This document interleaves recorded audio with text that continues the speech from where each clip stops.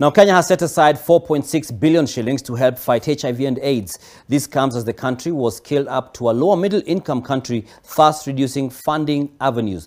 On the other hand, PEPFAR has announced that they have given Kenya $379 million in HIV funding.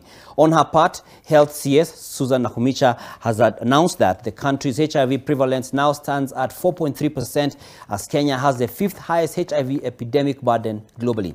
The National Syndemic Disease Control Council indicated that Kenya recorded an increase in HIV infections in the previous year at 34,540, up from 32,025, with 70% of the new infections being among the women and girls. This means that 8 out of 10 new HIV infections occur among adolescent girls and young women aged 15 to 24 years old.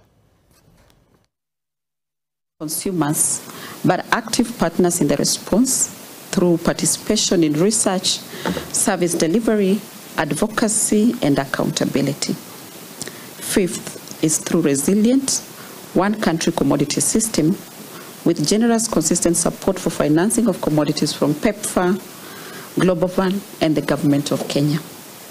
The current administration has committed to undertake health commodity supply chain reforms and transformation to guarantee efficiency in costs and delivery that will include support for local manufacturing. To make this a reality. The U.S. government is dedicated to supporting Kenya's vision towards achieving and sustainable, equitable access to HIV prevention and treatment services. We're pleased to have been part of this partnership for decades, working alongside multilateral partners, local organizations, civil society, and government. Together, we must continue to find the best ways of doing things, optimizing our contributions for the sake of those we are here to serve. For those who have been in this field for long, there's never a failed HIV trial. You only learn lessons from it and move forward, because others will not repeat the same lessons. HIV is a tough enemy.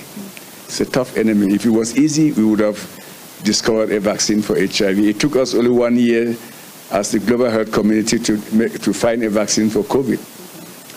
That HIV, we've been struggling for years. I mean, I started my career as a virologist, immunologist, investigating HIV vaccine. I'm sure somewhere I found it too difficult, and I said, I should move to something else. This is not for me.